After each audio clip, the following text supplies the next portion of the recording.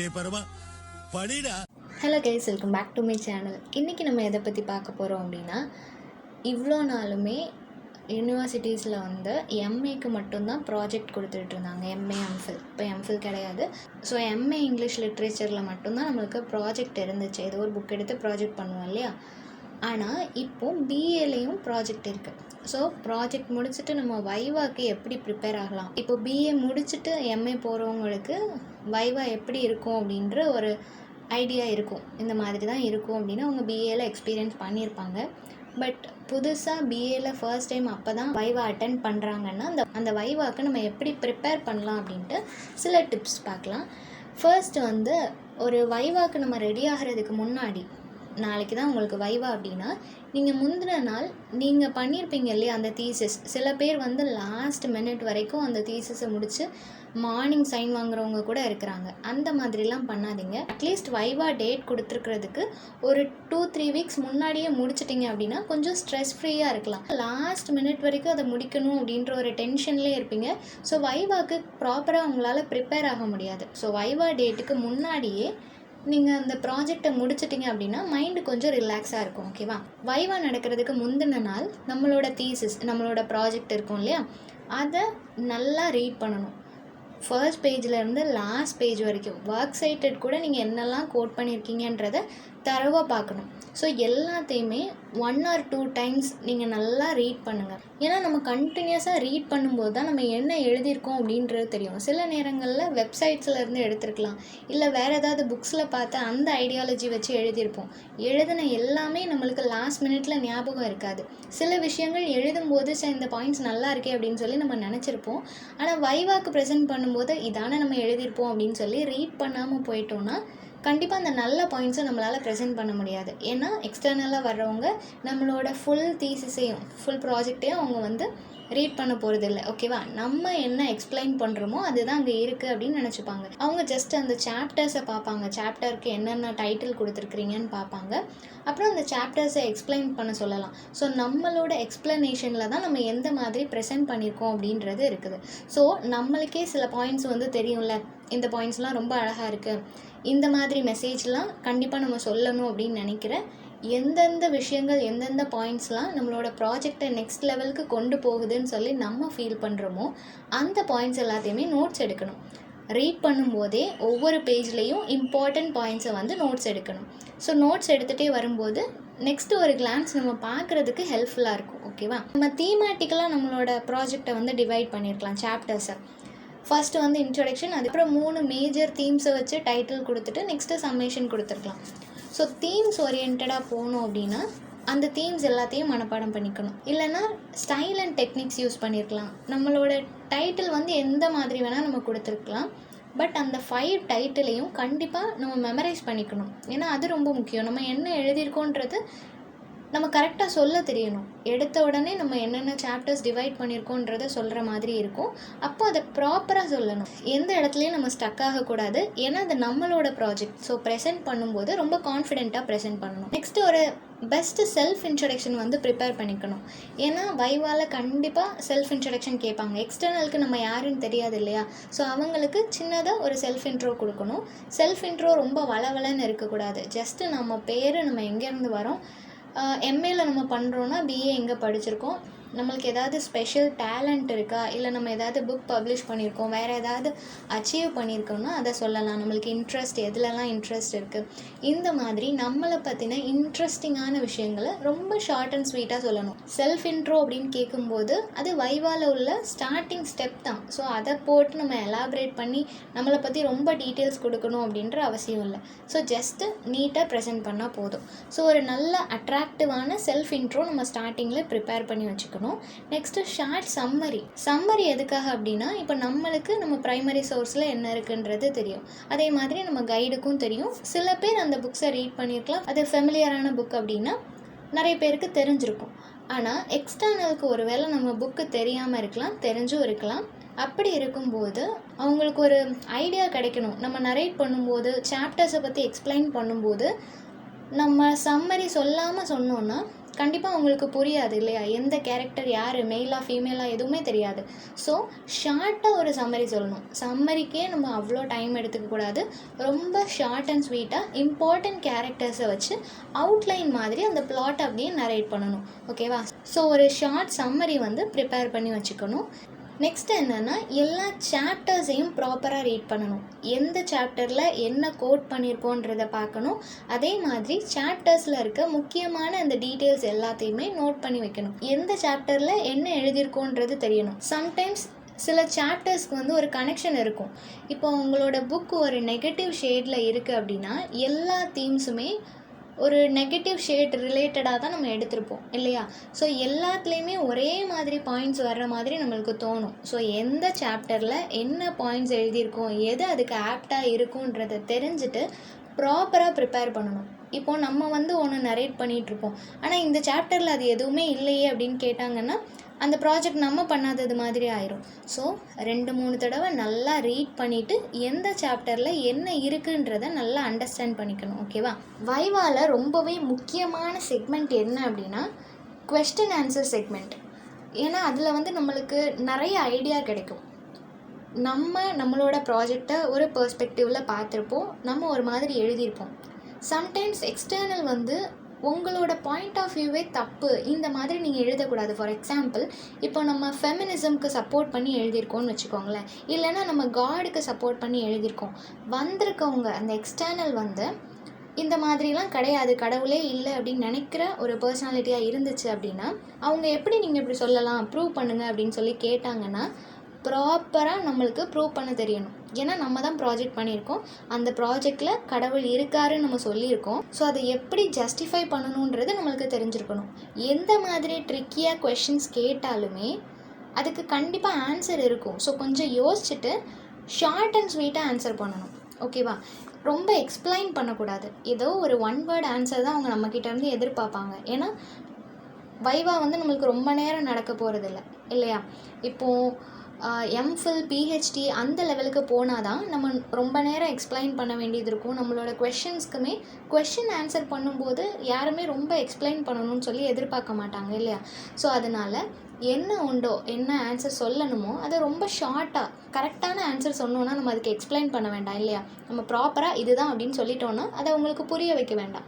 So சொல்லும்போதே ப்ராப்பராக சொல்லணும், எக்ஸ்பிளைன் பண்ணுற மாதிரி வைக்கக்கூடாது. சில எக்ஸ்டர்னல்ஸ் வந்து என்ன பண்ணுவாங்க அப்படின்னா, நம்மளோட ப்ராஜெக்ட் தானா, நம்மளுக்கு அது தெரிஞ்சிருக்கா அப்படின்ட்டு செக் பண்ணுறதுக்காக லாஸ்ட் ஒர்க் சைட்டட் பேஜ் இருக்குது இல்லையா, அதிலேருந்து ஏதோ ஒன்று நம்ம கோட் பண்ணியிருப்போம், அந்த புக்கையோ ஆத்தரையோ மென்ஷன் பண்ணியிருப்போம் இல்லையா, அது எங்கே இருக்குன்னு எடு அப்படின்னு சொல்லுவாங்க. நம்மளோட ப்ராஜெக்டில் அது எந்த பேஜில் இருக்குதுன்னு சொல்லி கேட்பாங்க. நம்ம பண்ணியிருந்தோம் அப்படின்னா கண்டிப்பாக நம்மளுக்கு தெரியும், இந்த சாப்டரில் தான் நம்ம அதை கோட் பண்ணியிருந்தோம் அப்படின்னு தெரியும். அப்படி நம்மளுக்கு தெரிஞ்சிருந்தாலும் அந்த இடத்துல ஒரு நர்வஸ் இருக்கும் இல்லையா? ஸோ அந்த நேரத்தில் நம்ம மறந்து போயிடுவோம் அப்படின்னு தோணுச்சுன்னா அந்த வைவாக்கு முந்தின நாளே எதெல்லாம் கோட் பண்ணியிருக்கீங்களோ அது எங்கே கோட் பண்ணியிருக்கீங்கன்ற பேஜ் நம்பரை வந்து பக்கத்தில் எழுதி வச்சுக்கோங்க. ஏன்னா 2 காப்பீஸ் இருக்கும். ஒரு காப்பி தான் நம்ம சப்மிட் பண்ணியிருப்போம், இன்னொரு காப்பி நம்மக்கிட்ட தான் இருக்கும். அதை கொண்டுட்டு தான் நம்ம அங்கே போவோம் இல்லையா? ஸோ போகும்போது அந்த லாஸ்ட் பேஜில் ஒவ்வொரு கோட்ஸ் பக்கத்துலேயும் பேஜ் நம்பர் எழுதி வச்சுக்கோங்க. ஸோ அவங்க கேட்டாங்க அப்படின்னா எடுக்கிறதுக்கு ஈஸியாக இருக்கும், டைம் வேஸ்ட் பண்ண வேண்டாம். ஓகேவா? நெக்ஸ்ட்டு மார்க் வைவா ரொம்பவே முக்கியம். அசால்ட்டாக இருக்கக்கூடாது. எந்த ஒரு விஷயம் நம்ம பண்ணணுன்னாலும் அதை நம்மளால் முடிஞ்ச அளவுக்கு பெஸ்ட்டாக ப்ரெசென்ட் பண்ணணும். ரொம்ப எஃபர்ட் போடலைன்னாலும் எதை பண்ணாலும் பெஸ்ட்டாக பண்ணணும் அப்படின்ற ஒரு மென்டாலிட்டி இருக்கணும். ஸோ அதனால் முந்தின நாளே கொஞ்சம் நல்லா ப்ரிப்பேர் பண்ணுங்கள், எல்லாத்தையும் ரீட் பண்ணுங்கள், நோட்ஸ் எடுங்க. அவங்க இந்த மாதிரி கொஷின் கேட்குறாங்க அப்படின்னு நினச்சி நீங்களே அதுக்கு ஆன்சர் பண்ணி பாருங்கள். இல்லை வீட்டில் யாராவது எக்ஸ்பீரியன்ஸ் ஆனவங்க இருக்கிறாங்க அப்படின்னா, எக்ஸ்பீரியன்ஸ் ஆனவங்க தான் இல்லை, இப்போ உங்கள் சிஸ்டர் பிரதர் யாராவது காலேஜ் படிச்சுட்ருக்குறாங்கன்னா அவங்ககிட்ட கூட நீங்கள் கொஷின் கேட்கலாம், அவங்ககிட்ட எக்ஸ்பிளைன் பண்ணலாம். ஸோ அவங்க கேட்குற கொஷின்ஸ்க்கு நீங்கள் ஆன்சர் பண்ண முடியுதான்னு சொல்லி பாருங்கள். ஓகேவா? ஸோ இந்த மாதிரி ஒரு மார்க் டெஸ்ட் நீங்களே வச்சு பார்க்கணும். மார்க் வைவால் எல்லா சாப்டர்ஸையும் எக்ஸ்பிளைன் பண்ணி பார்க்கணும், சம்மரியை எக்ஸ்பிளைன் பண்ணணும், ப்ராப்பராக நம்ம பண்ணுறோமா, கரெக்டாக பேசுகிறோமான்றதை நீங்கள் ஒரு செக் பண்ணிக்கோங்க. ஓகேவா? Next be aware of methodology. நம்ம ப்ராஜெக்டை ஓப்பன் பண்ணோடனே அவங்களுக்கு இரிட்டேட் ஆகிற மாதிரி பண்ணக்கூடாது. ஏன்னா சில பேரோட ப்ராஜெக்டில் வந்து மெத்தடாலஜியை ப்ராப்பராக யூஸ் பண்ணியிருக்க மாட்டாங்க. இப்போது 12 சைஸ் தான் வைக்கணும் அப்படின்னா 12 தான் இருக்கணும். ஃபாண்ட் வந்து டைம்ஸ் நியூ ரோமன்னா டைம்ஸ் நியூ ரோமன் தான் இருக்கணும். கரெக்டாக ஸ்பேஸ் கொடுத்துருக்கணும். டைட்டில் எல்லாமே சென்டரில் இருக்கணுமா அந்த மாதிரி சென்டரில் இருக்கணும். என்ன மாதிரிலாம் ரூல்ஸ் அண்ட் ரெகுலேஷன்ஸ் மெத்தடாலஜியில் ரிசர்ச் மெத்தடாலஜியில் கொடுத்துருக்காங்களோ அது எல்லாத்தையும் ஃபாலோ பண்ணி நம்மளோட ப்ராஜெக்ட் வந்து அவ்வளோ நீட்டாக ப்ரெசென்ட் பண்ணணும். அவங்களுக்கு அதை பார்த்த உடனே இவன் மெத்தடாலஜி யூஸ் பண்ணல அப்படின்னு சொல்லி தெரிகிற மாதிரி இருக்கக்கூடாது. எல்லாத்தையும் ப்ராப்பராக யூஸ் பண்ணி ஒரு செக் பண்ணிவிட்டு அதுக்கப்புறம் சப்மிட் பண்ணணும். நெக்ஸ்ட்டு வைவாக்கு போகிறதுக்கு முன்னாடி ஸ்டார்டிங்கில் நீங்கள் ஒரு நோட்ஸ் எடுத்திருப்பீங்க இல்லையா, அந்த நோட்ஸ் எல்லாத்தையும் ஃபுல்லாக உட்காந்து அந்த ப்ராஜெக்ட் லாஸ்ட் மினிட்ல அந்த ப்ராஜெக்ட் ஃபுல்லாக ரீட் பண்ணாதீங்க. கண்டிப்பாக கன்ஃபியூஸ் ஆகும். அதனால் நோட்ஸ் எடுத்து வச்சுருப்பீங்க இல்லையா, அந்த நோட்ஸை ஜஸ்ட்டு பாருங்கள். ஃபுல்லாக ரீட் பண்ண வேண்டாம், ஜஸ்ட்டு ரீகால் பண்ணால் போதும். என்னெல்லாம் நம்ம பார்த்தோம், அந்த மார்க் வைவா நம்ம பண்ணும்போது என்னெல்லாம் பேசணுன்றதை கொஞ்சம் ரீகால் பண்ணி பாருங்கள். அதில் ஏதாவது மிஸ்டேக்ஸ் பண்ணியிருந்தோம் அப்படின்னா கண்டிப்பாக இந்த டைம் அதை ரெக்டிஃபை பண்ணுறதுக்கு நிறையவே சான்சஸ் இருக்குது. ஸோ வைவா அட்டென்ட் பண்ணுறதுக்கு முன்னாடி இவ்வளோ ப்ரிப்பரேஷன் நீங்கள் பண்ணணும். இப்போது வைவா எப்படி நடக்கும் அப்படின்னா, ஒவ்வொரு இன்ஸ்டியூஷனை பொறுத்து கொஞ்சம் வித்தியாசமாக இருக்கலாம். பட் மோஸ்ட்டாக காமனாக இதுதான் ரூல்ஸ் அண்ட் ரெகுலேஷன்ஸ். இதுக்கு மேலே எதுவும் நடக்காது. பட் காலேஜஸை பொறுத்து கொஞ்சம் வேரி ஆகும். ஓகேவா? இப்போ நம்மளோட டர்ன் நம்ம போகணும் அப்படின்னா உள்ளே போகும்போதே எக்ஸ்கியூஸ் கேட்டுட்டு தான் நம்ம போவோம். போன உடனே ஒரு ஸ்மைலிங் ஃபேஸோட எந்த ஒரு ஹெசிடேஷனும் இல்லாமல், எதுக்குமே பயப்படக்கூடாது. நம்மளை என்ன பண்ணிட போகிறாங்க, ஜஸ்ட்டு நம்ம படித்ததை நம்ம அவங்கக்கிட்ட ஷேர் பண்ண போகிறோம், அப்படி தானே? அதனால் எந்த ஒரு பயமும் இல்லாமல் ஹெசிடேஷனும் இல்லாமல் ஒரு சின்ன ஸ்மைலோட என்டர் ஆகணும். எப்போவும் ஒரு லைட் ஸ்மைலோடு இருந்தோம் அப்படின்னா அதுவே நம்மளுக்கு ஒரு நல்ல கான்ஃபிடென்ட் கொடுக்கும். அதுக்குன்னு ரொம்ப ஸ்மைல் பண்ணக்கூடாது, அது அவங்களுக்கு மேபி இரிட்டேட் ஆகலாம். அதனால ஜஸ்ட் ஒரு சின்ன ஸ்மைலோடு இருக்கலாம். அது வந்து நம்மளோட கான்ஃபிடென்ட் லெவலை காட்டும். ஓகேவா? எக்ஸ்டர்னல் இருப்பாங்க, அவங்க கூட நம்மளோட ஸ்டாஃப்ஸ் யாராவது இருப்பாங்க. ஸோ அவங்க 2 பேரையுமே க்ரீட் பண்ணிவிட்டு அவங்க உட்கார சொல்லிட்டாங்க அப்படின்னா உட்காரலாம். இன்ட்ரடியூஸ் யுவர் செல்ஃப்னு சொல்லுவாங்க. ஸோ நம்ம ப்ரிப்பேர் பண்ணதை அழகாக அப்படியே ஃப்ளூயண்ட்டாக நம்ம நரேட் பண்ணிடலாம். நெக்ஸ்ட்டு கொஷின் அவங்க கேட்குறத பொறுத்து தான். ஒரு வேளை அவங்க சம்மரி எக்ஸ்பிளைன் பண்ண சொல்லி கேட்டாங்க அப்படின்னா ஷார்ட் அண்ட் ஸ்வீட்டாக நம்ம நரேட் பண்ணிடலாம். சாப்டர்ஸை பற்றி எக்ஸ்பிளைன் பண்ணுங்கள், இந்த ப்ராஜெக்டில் நீங்கள் என்ன பண்ணியிருக்கீங்க அப்படின்னு கேட்டாங்கன்னா இந்த மாதிரி நான் 5 சாப்டர்ஸாக இதை டிவைட் பண்ணியிருக்கேன், இந்த சாப்டரில் இது இருக்குது அப்படின்னு சொல்லி 5 சாப்டரையுமே எக்ஸ்பிளைன் பண்ணணும். அதுக்கு முன்னாடி சம்மரி கொடுத்துருவோம். ஸோ சாப்டர்ஸ் எக்ஸ்பிளைன் பண்ணும்போது அவங்களுக்கு அண்டர்ஸ்டாண்ட் பண்ணிக்கிறதுக்கு கொஞ்சம் ஈஸியாக இருக்கும். நெக்ஸ்ட்டு ட்ரெஸ் கோடும் ஒரு இம்பார்ட்டண்ட்டான விஷயம். நம்மளுக்கு ரொம்ப கம்ஃபர்டபுளாக இருக்கிற மாதிரி சில ட்ரெஸ் நம்ம வியர் பண்ணும்போது நம்மளுக்கே ஒரு கான்ஃபிடென்ட் இருக்கும், நம்ம நல்லா இருக்கும் அப்படின்ற மாதிரி ஒரு ஃபீல் வரும் இல்லையா? அந்த மாதிரி கான்ஃபிடென்ட் கொடுக்குற ஒரு ட்ரெஸ் வியர் பண்ணியிருந்தோம் அப்படின்னா இன்னும் நம்மளுக்கு ஓகேவாக இருக்கும். எந்த ஒரு ஃபியரும் இல்லாமல் நம்ம பேசுகிறதுக்கு அது ஹெல்ப் பண்ணும். ஏன்னா சில ட்ரெஸ் நம்ம வியர் பண்ணியிருக்கும் போது கொஞ்சம் அது அன்கம்ஃபர்டபுளாக நம்மளை ஃபீல் பண்ண வைக்கும். அந்த மாதிரி நீங்கள் ட்ரெஸ் பண்ணியிருந்தீங்க அப்படின்னா ஆல்ரெடி நம்ம ஸ்ட்ரெஸ்ஸாக இருப்போம். இதில் இந்த ட்ரெஸ் கோட் பற்றி வேறு நம்ம ஃபீல் பண்ணிகிட்டு இருந்தோம்னா அது எக்ஸ்ட்ராவாக நம்மளுக்கு ஒரு பேர்டன் தான். அதனால் ட்ரெஸ்ஸிங் சென்ஸ்லேயும் கொஞ்சம் கான்சென்ட்ரேட் பண்ணணும். நெக்ஸ்ட்டு பப்ளிகேஷன் டேட்டு, அப்புறம் ஆத்தர் இன்ட்ரொடக்ஷன், இது 2ஐயும் கொஞ்சம் கான்சென்ட்ரேட் பண்ணணும். ஏன்னா புக்கோட பேசிக் இன்ஃபர்மேஷன் அது. ஆத்தரை பற்றியும் தெரிஞ்சிருக்கணும். நெக்ஸ்ட்டு எந்த இயரில் பப்ளிஷ் பண்ணாங்க, இது ஒரு வேளை எதுவும் கலெக்ஷன்லேருந்து எடுத்ததா அப்படின்னு புக்கை பற்றின ஒரு பேக்ரவுண்டும் தெரிஞ்சு வச்சுக்கணும். பேசிக்காக அவங்க எந்த மாதிரி கொஷின்ஸ் கேட்பாங்க அப்படின்னா, எதுக்காக இந்த புக்கை சூஸ் பண்ணிங்க அப்படின்னு சொல்லி கேட்பாங்க. நிறைய பேர் நிறைய புக் நம்மளுக்கு சொல்லியிருப்பாங்க. ஆனால் பர்டிகுலராக இந்த புக்கை எடுக்கிறதுக்கு ஏதோ ஒரு ரீசன் இருந்திருக்கும். ஜஸ்ட்டு கவர் பேஜை மட்டும் பார்த்து புக் செலக்ட் பண்ணுறவங்களும் இருப்பாங்க. பட் அந்த மாதிரி சொல்லாதீங்க. கவர் பேஜ் பிடிச்சிருந்துச்சு, டைட்டில் பிடிச்சிருந்துச்சு அந்த மாதிரி சொல்லாமல் சம்திங் மோர் இன்ட்ரெஸ்டிங், ஏதாவது ஒன்று அவங்களுக்கே கேட்கும்போது ஓ இதுக்காக தான் எடுத்தீங்களா அப்படின்னு நினைக்கிற மாதிரியான ஒரு ரீசன் சொல்லுங்கள். மேபி அந்த ஜானர் உங்களுக்கு பிடிச்சிருக்கலாம். அது ஒரு ஆக்ஷன், த்ரில்லர் இந்த மாதிரி ஏதாவது புக்கு இருந்துச்சுன்னா அந்த மாதிரி புக்ஸ் எனக்கு பிடிக்கும் அதனால் எடுத்தேன்னா கூட ஓகே. பட் இந்த கவர் பேஜ், டைட்டில் இதனால் எடுத்தேன் அப்படின்னு சொல்கிறத அவாய்ட் பண்ணலாம். நெக்ஸ்ட்டு இந்த பர்டிகுலர் புக்கோட ஸ்பெஷாலிட்டி என்ன அப்படின்னு கேட்பாங்க. அந்த பர்டிகுலர் ஆத்தரே நிறைய புக் பப்ளிஷ் பண்ணியிருக்கலாம். அதில் இந்த புக்கில் என்ன ஸ்பெஷாலிட்டி அப்படின்னு கேட்டாங்கன்னா அதை சொல்ல தெரியணும். அதே மாதிரி இந்த ஒரு புக்கில் இருக்கிற மெசேஜ் சோஷியல் மெசேஜோட எப்படி ரெலவெண்ட்டாக இருக்குது அப்படின்னு கேட்பாங்க. மோஸ்ட்டாக புக்ஸில் ஏதோ ஒரு தீம் இருக்கும். கண்டிப்பாக ஏதாவது ஒரு தீம் இருக்கும். தீம் இல்லாமல் நம்மளால் ப்ராஜெக்ட் பண்ண முடியாது. ஏன்னா தீம்ஸை வச்சு தான் நம்ம நிறைய அதில் அப்படியே எக்ஸ்டெண்ட் பண்ணிகிட்டே போயிட்டுருப்போம் இல்லையா?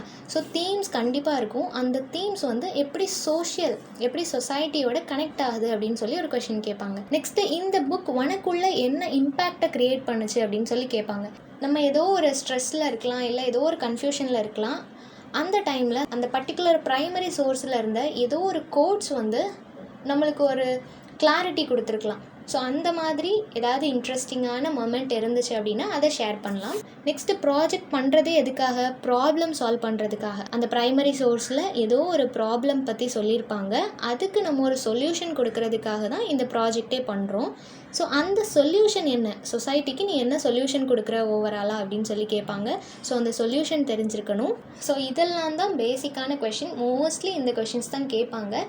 ஸோ இந்த கொஷின்ஸ்க்கு எல்லாத்துக்குமே ப்ராப்பரான ஆன்சர்ஸ் வந்து ப்ரிப்பேர் பண்ணி வச்சுக்கோங்க. நெக்ஸ்ட்டு கொஷின் கேட்ட உடனே அதை அண்டர்ஸ்டாண்ட் பண்ணிக்காமல் ஆன்சர் பண்ண ட்ரை பண்ணாதீங்க. ஏன்னா அவங்க திருப்பி எக்ஸ்பிளைன் பண்ண வேண்டியது இருக்கும். அது அவங்களுக்கு மேபி இரிட்டேட் ஆகலாம். அதனால் கொஞ்சம் டைம் எடுத்து அவங்க என்ன கொஷின் கேட்டாங்க அப்படின்றத உங்களுக்குள்ளே ப்ராசஸ் பண்ணிக்கோங்க. என்ன கேட்டாங்கன்றது உங்களுக்கு நல்லா அண்டர்ஸ்டாண்ட் ஆகிட்டு இதுதான் கேட்டாங்கன்னு தெரிஞ்சிட்டுன்னா அதுக்கப்புறம் அதுக்கு ஆன்சர் பண்ணுங்கள். ஓகேவா? டைம் எடுத்துக்கோங்க. பட் ரொம்ப நேரம் அமைதியாக இருக்கிறதும் அவங்களுக்கு இரிட்டேட் ஆகலாம். ஒருவேளை தெரியவே இல்லை, எவ்வளோ யோசித்தாலும் தெரியல அப்படின்னா எனக்கு ஐடியா இல்லை அப்படின்ற மாதிரி நம்ம சொல்லலாம். ஆனால் அதையுமே ஹார்ஷாக சொல்லக்கூடாது. ஹம்பிளாக எனக்கு தெரியல, எனக்கு இதில் ஐடியா இல்லை அப்படின்னு நம்ம சொன்னோன்னா கண்டிப்பாக அவங்க நம்மளுக்கு சொல்லி தருவாங்க. ஏன்னா எல்லாமே ஒரு எக்ஸ்பீரியன்ஸ் தான் இல்லையா? எல்லாருக்கும் எல்லாம் தெரிய போகிறதில்ல. அதனால் தெரியலன்னா நம்ம சொல்லலாம். கண்டிப்பாக அவங்க நம்மளை கைட் பண்ணுவாங்க. நெக்ஸ்ட்டு நம்ம நோட்ஸ் கொண்டு போகிறத வந்து அவாய்ட் பண்ணலாம். எனக்கு தெரியவே தெரியாது, இதை பார்த்தா தான் எனக்கு சொல்ல முடியும்னு நீங்கள் நினச்சிங்கன்னா வேணால் ஜஸ்ட் அப்பப்போ பார்த்துக்கிறதுக்காக நோட்ஸ் வச்சுக்கலாம். அதுவுமே வேண்டாம், அது கொஞ்சம் ஆக்வர்டாக இருக்கும் அந்த இடத்துல பார்க்குறதுக்கு. நல்லா ப்ரிப்பேர் பண்ணிவிட்டு மெமரைஸ் பண்ணிக்கோங்க. ஞாபகத்துலேயே இருக்காது, நான் ஜஸ்ட்டு ப்ரிப்பேர் பண்ணிட்டுலாம் என்னால் சொல்ல முடியாது அப்படின்னா மெமரைஸ் பண்ணுங்கள். மற்றபடி நோட்ஸ் கொண்டு போய் அதை அப்பப்போ பார்த்தோம் அப்படின்னா அது ஒரு மாதிரி வித்தியாசமாக இருக்கும். முடிஞ்ச அளவுக்கு ஐ கான்டெக்ட், அவங்க கண்ணை பார்த்து பேசணும், கான்ஃபிடெண்ட்டாக பேசணும். அப்போ அவங்களுக்கே ஒரு சந்தோஷம் இருக்கும். ஏன்னா அவங்க எக்ஸ்பீரியன்ஸான ஒரு பர்சன், ஒரு ஸ்டூடெண்ட் இவ்வளோ டேலண்டடாக பெர்ஃபார்ம் பண்ணும்போது அவங்களுக்கு கண்டிப்பாக அது சந்தோஷமாக இருக்கும். ஸோ முடிஞ்ச அளவுக்கு நம்ம பெஸ்ட்டாக பெர்ஃபார்ம் பண்ணணும். ஓகேவா? ஸோ கொஷின் ஆன்சர் செஷன் எல்லாமே முடிஞ்சிட்டு அப்படின்னா அவங்களே நம்மளுக்கு ஏதாவது ப்ளஸ் அண்ட் மைனஸ் இருந்துச்சுன்னா சொல்லுவாங்க. இல்லைன்னா யூ கேன் கோன்னு சொல்லிட்டாங்கன்னா நம்ம தேங்க்யூ சொல்லிவிட்டு வந்துடலாம். ஓகேவா? தேங்க்யூ ஃபார் வாட்சிங்.